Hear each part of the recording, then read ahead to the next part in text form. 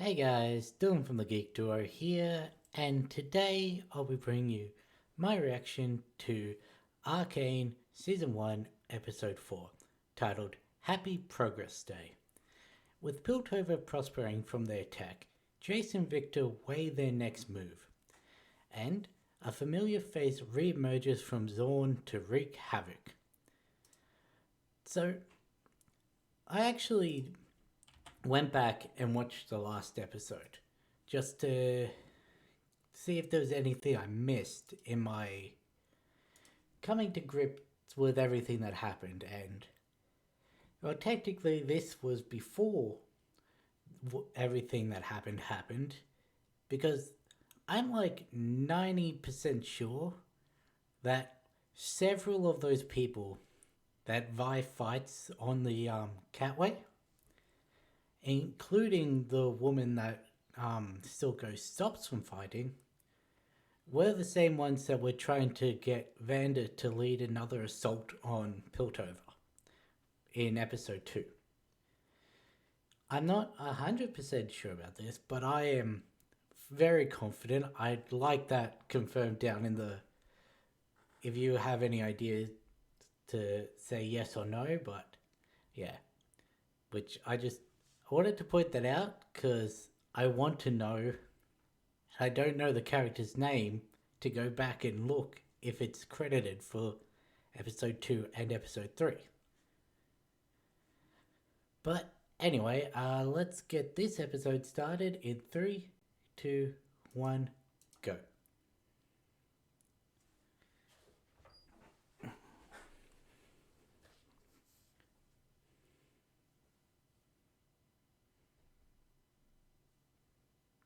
Also, I want to know when the time jump happens. Because this seems to be directly after what happened with Jason Victor in the last episode by the synopsis. Yet I do know at one point we get adult Kate, Vi, and Jinx.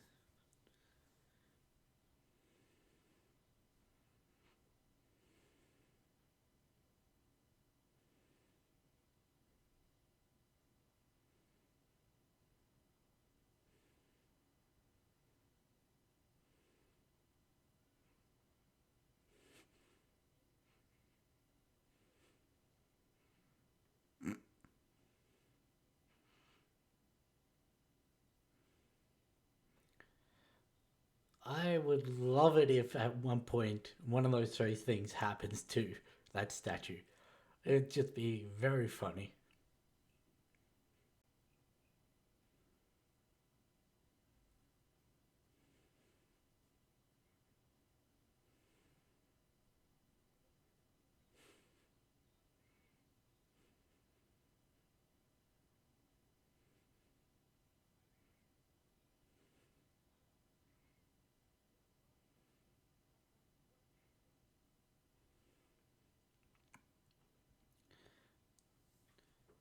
I mean, obviously some time has passed because Jace has the 5 o'clock thing going, and the tech's already been implemented. But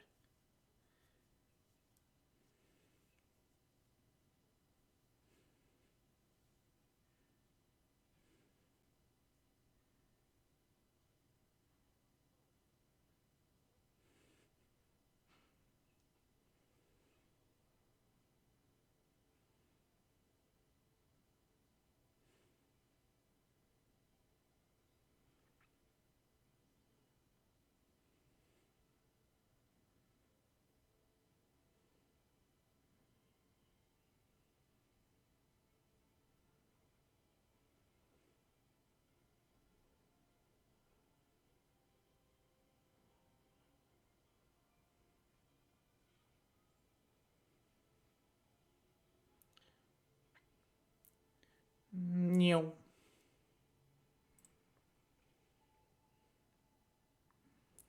Okay, so they've created the Bifrost. Good.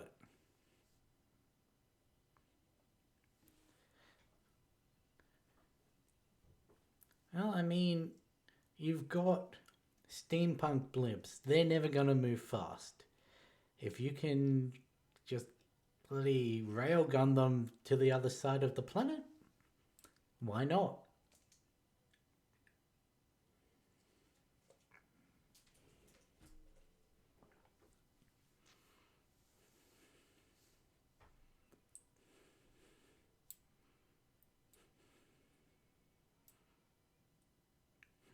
Misery. You know, I liked this song when I first heard it. The more I hear it, the more I like it. That doesn't normally happen with me. Normally it stays on the same level and then just one time straight down to the bottom of my list. But this one does seem to be going upwards for once.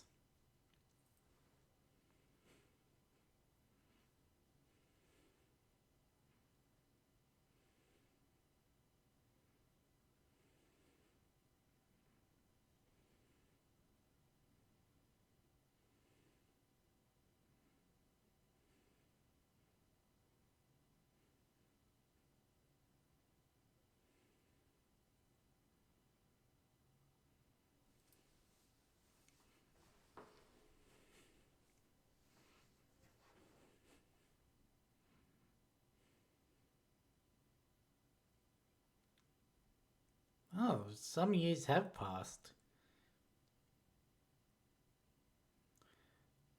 I didn't realize that much time had passed. But if they're graying now.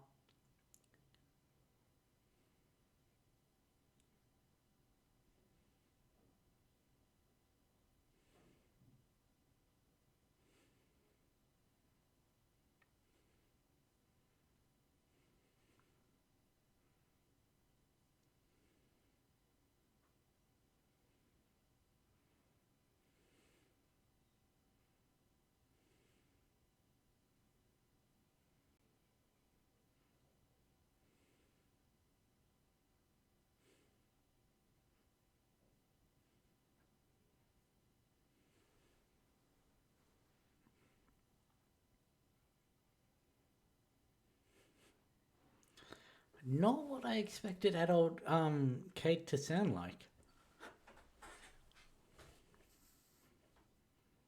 I don't know why I expected her to have a posh accent, but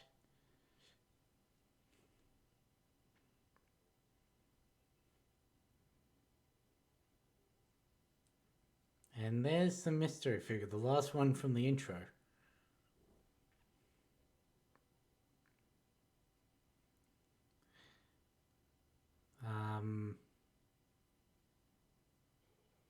Those are Silco's people.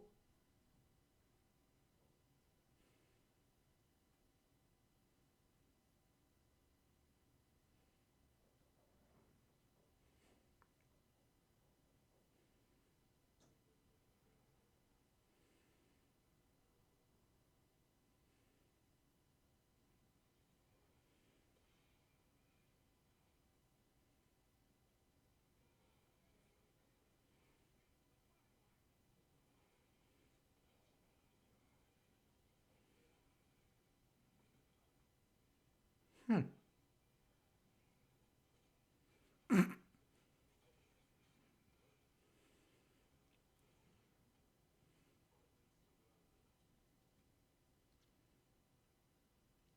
Well, that would explain the clock. There's the shimmer.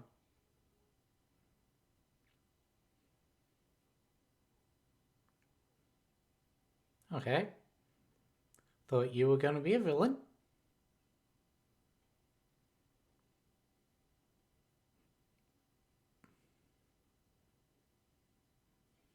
You seem to be somewhat.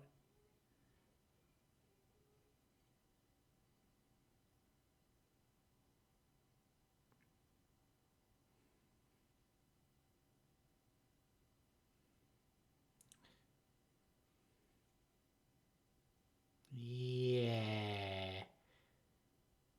So obviously Jinx has made a name for herself. That would explain why he was freaking out so much.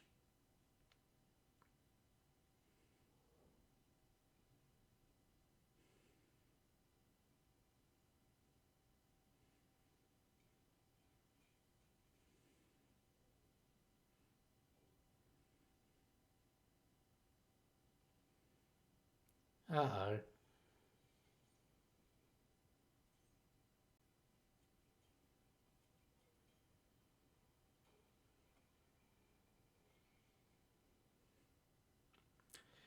Well, I'm pretty sure it's safe to say those two are dead.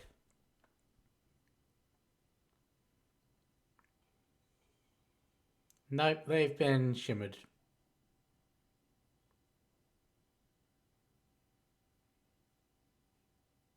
Nope. First guess was correct.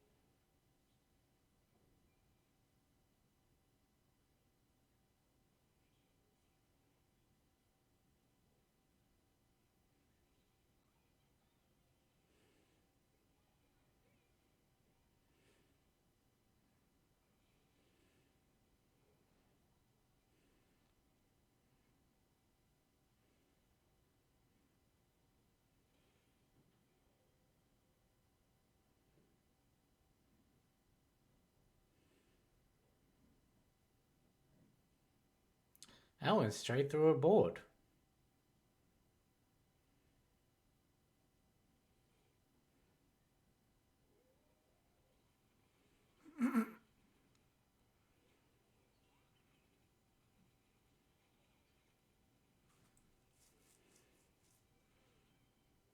Obviously, you had some personal relations with the one that just died. That's why your subordinate knew to have to save you, but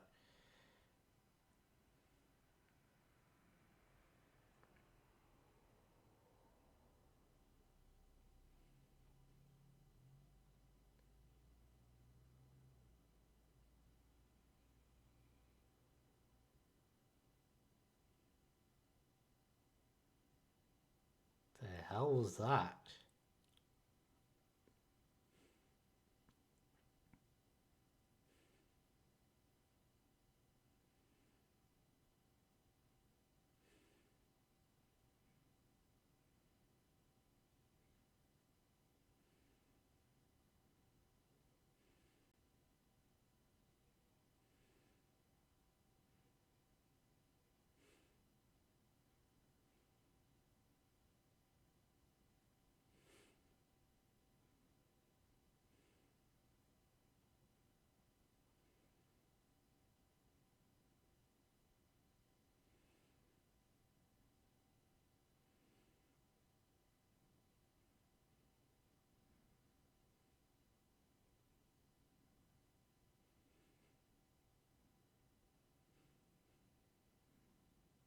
Ooh.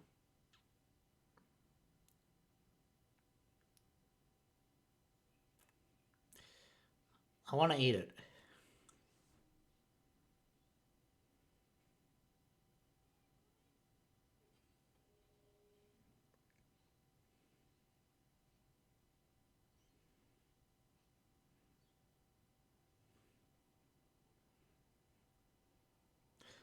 That's going straight into his hammer, isn't it?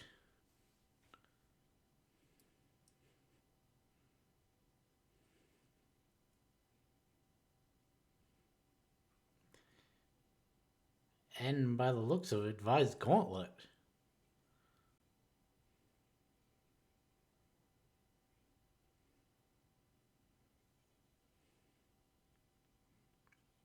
Or is that his?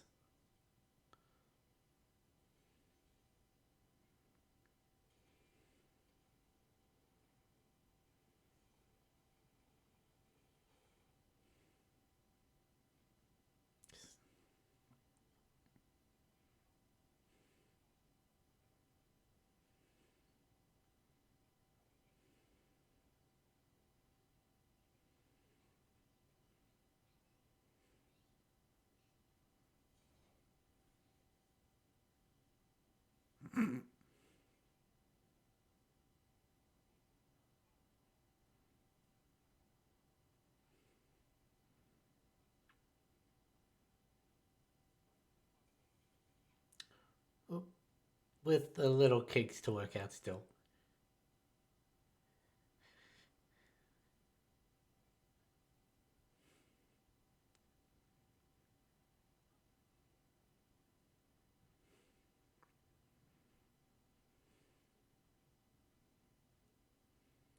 A decade.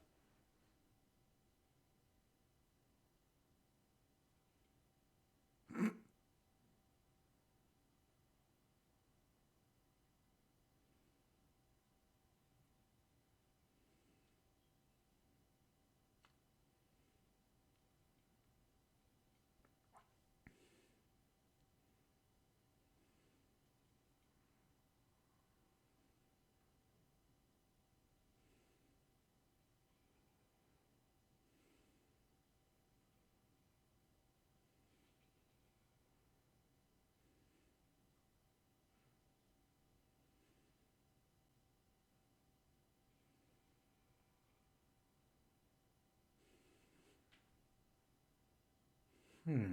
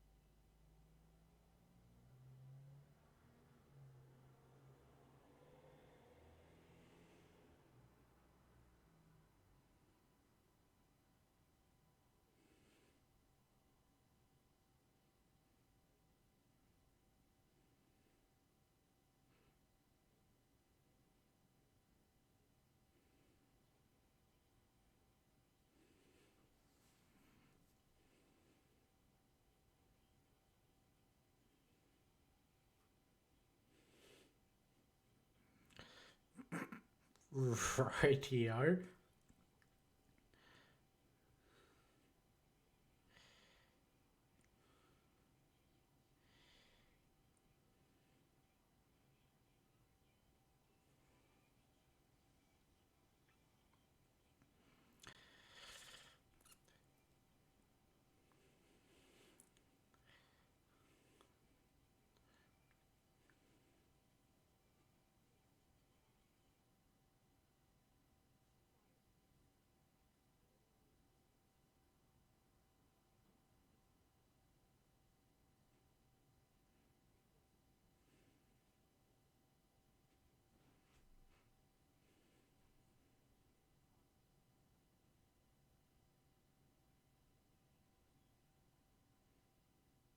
Everyone but you?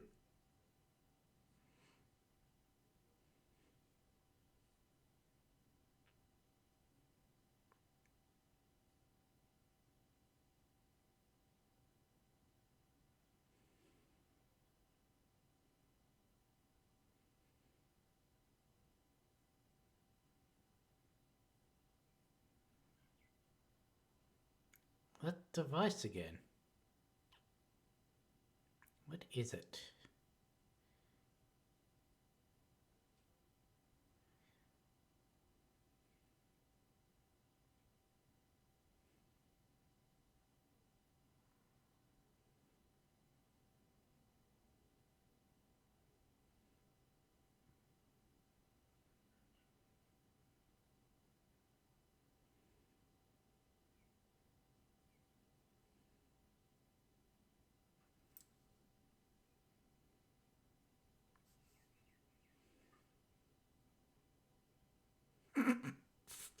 Radio.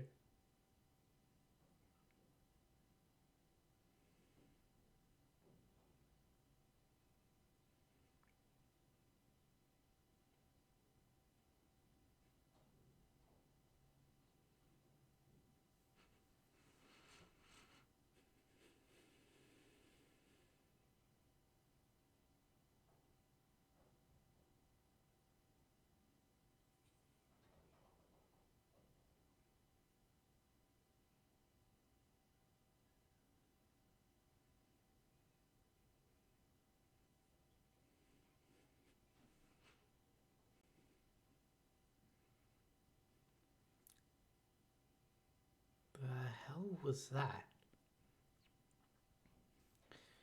It seemed like a shimmer thing, but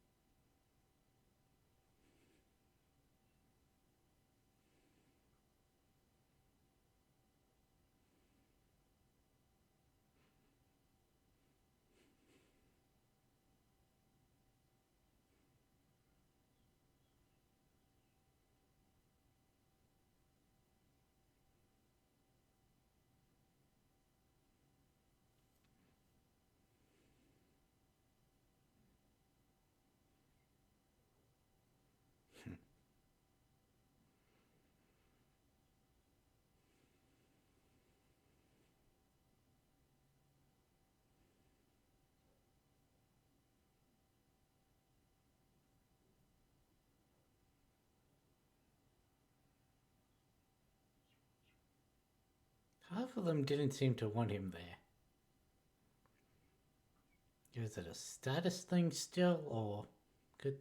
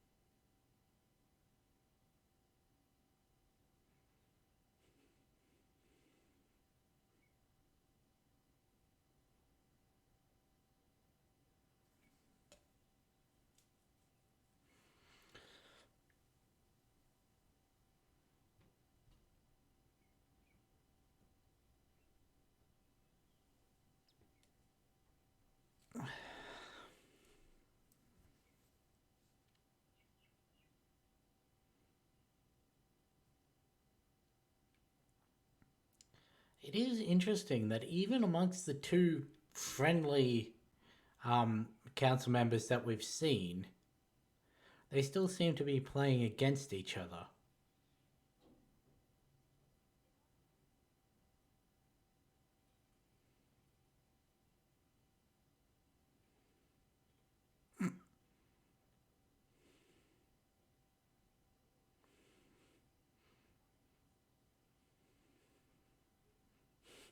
This is trippy.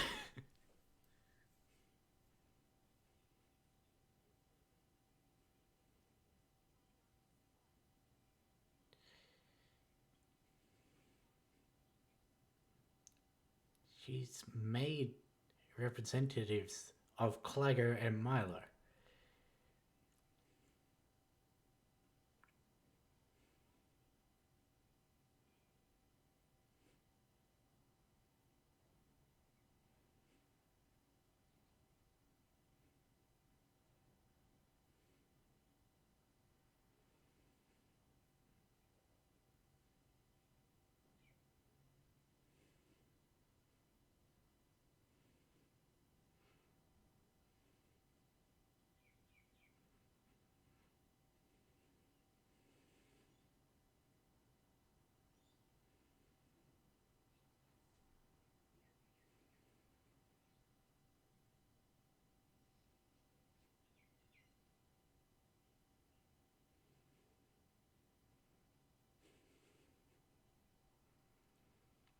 Is he going to take the Heimerdinger approach or the Mel approach?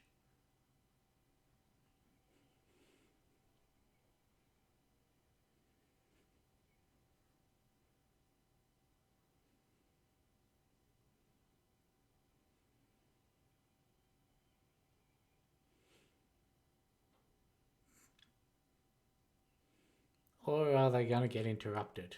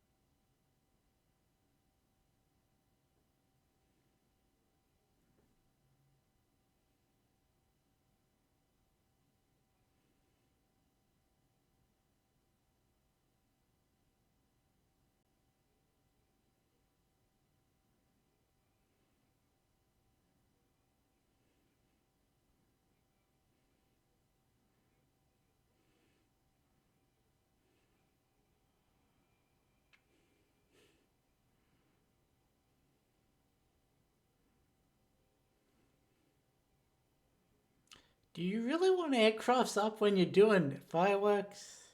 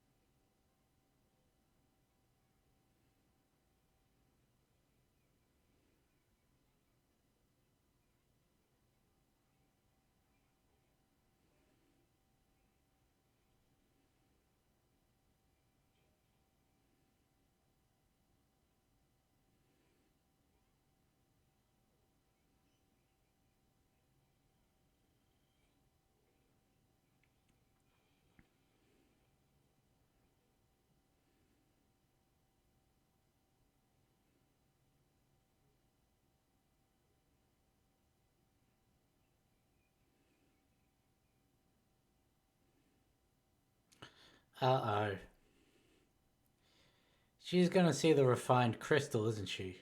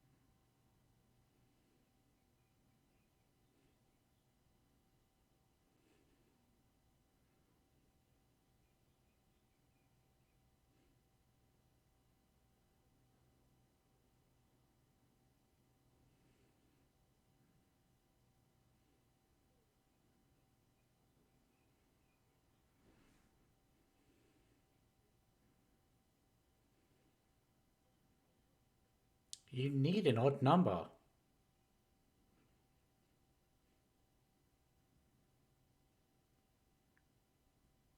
She's trying to push Heimerdinger out.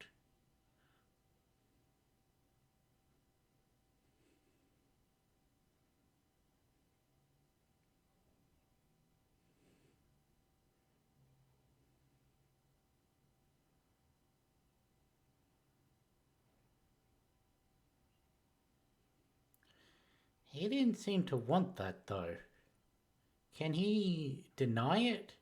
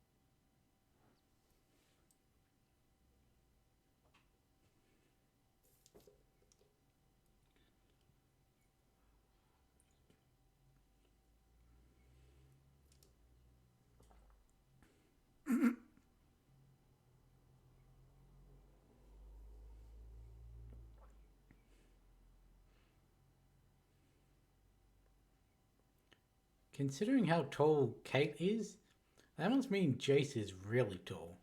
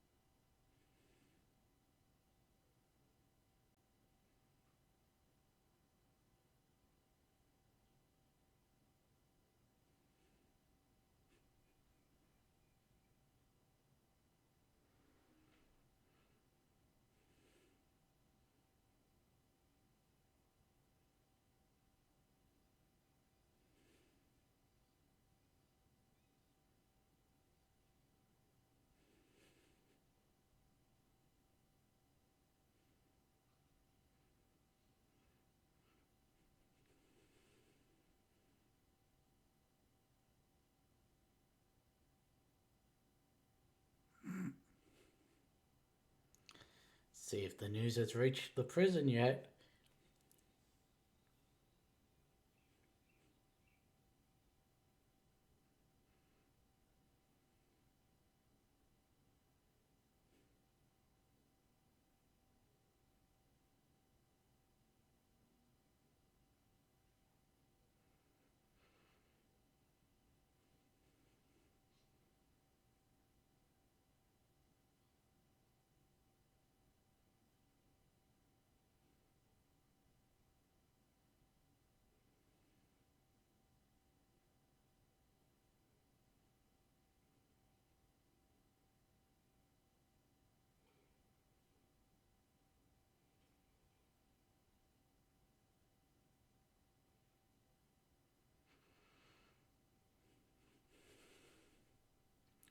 Someone tried to silence him.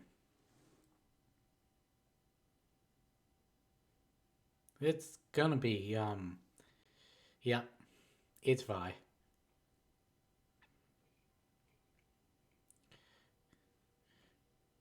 So have you been in there the whole time?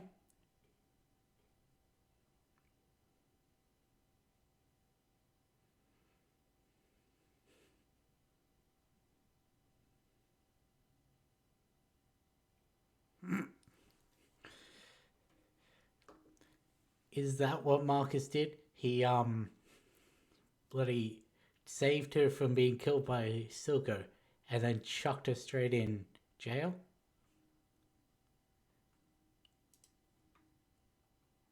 Oh, an interesting episode. I wouldn't say it's quite on the level of the last one, but this did have a lot of discussion points. Things we're probably going to find out later. However, it was a lot of interesting things that were said in this.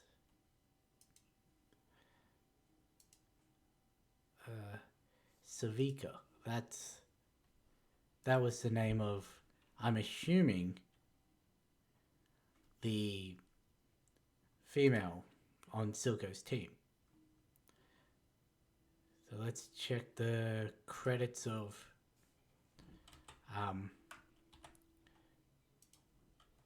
of episode 2. Just yeah, Savika. She's credited in, and that's the only one I can think of as crossover. So turns out I was correct about that. You don't need to bother commenting. But okay, got new names. Everyone's aged up. I'd say at least 5 to 8 years.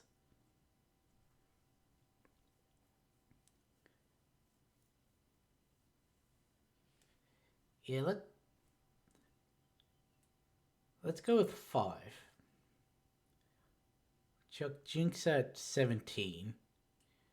Kate and Vi and Jace, I'm all assuming are the same age. Let's chuck them at 22. Create a 4-year distance between Kate and not Kate, Vi and Jinx. Doesn't feel right, but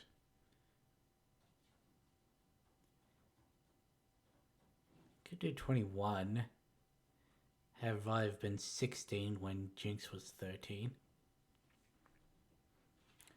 Because there's no way Jinx, well, Powder, was older than 13 in what we saw. I would push borderline 14. However, 13 feels better. And Vi felt about 16, 17. So I'm saying about 5 years have passed in that time skip for them to get situated with Hex Tech, get the gateways open and everything, get Jace to be a household name, for Victor to have deteriorated as much as he had, for Mr. and Mrs. Kurman to have gotten as much grey in their hair as they did. Yeah, 5-year time jump feels best. So has Vi been in jail those whole 5 years? I was thinking throughout this entire episode, well, really, since Caitlyn was investigating the ship, that we hadn't seen Vi yet. And when it got to Jinx having stolen the refined crystal, I was thinking we weren't going to get her this episode at all.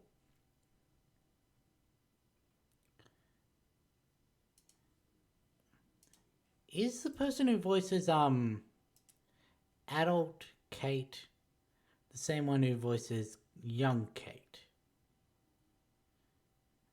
That's what I want to check out next. Katie Leung. Katie Leung. Let's say that properly.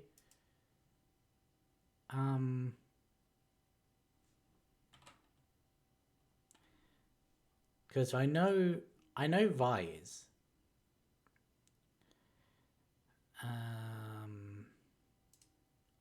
Episode 2 again.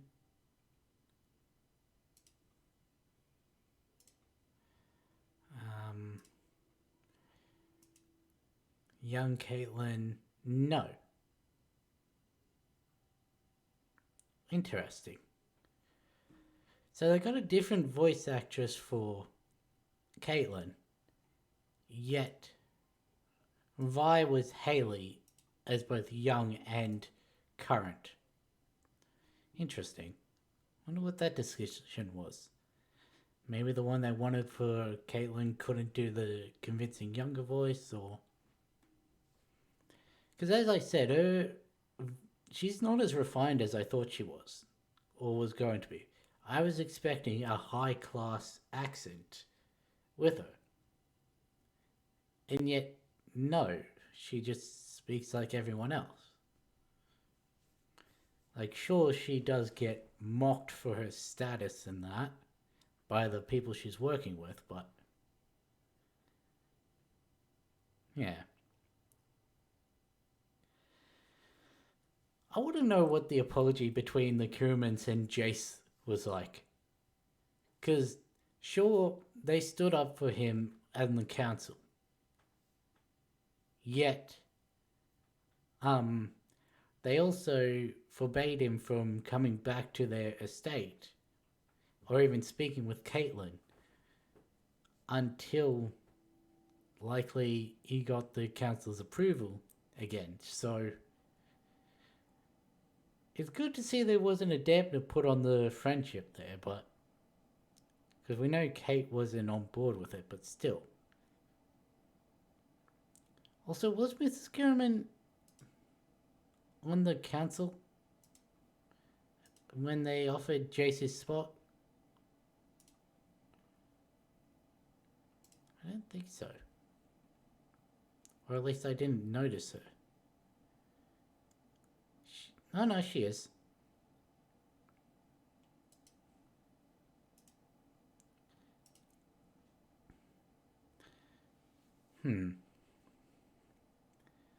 I can sense a rift forming between Jace and Victor, because Victor wants to see the fruits of this labor before he dies, and he's obviously on a very small clock.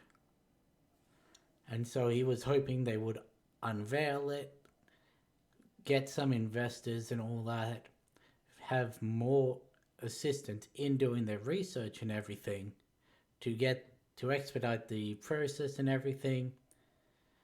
Because you can still demonstrate something and say it's not going to be available for a few years. Companies do that all the time.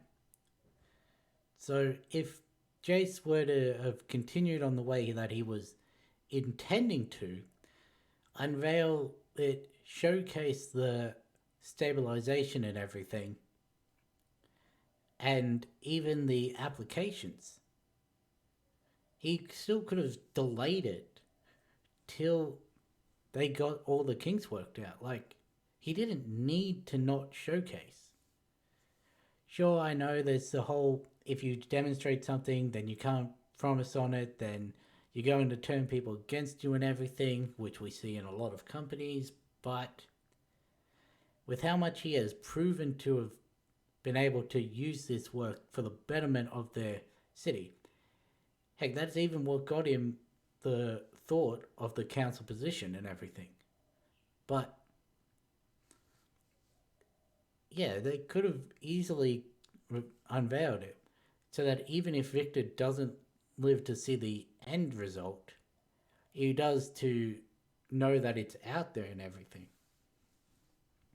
Because what's to say in a decade when they get it refined, it's not going to get delayed again and everything.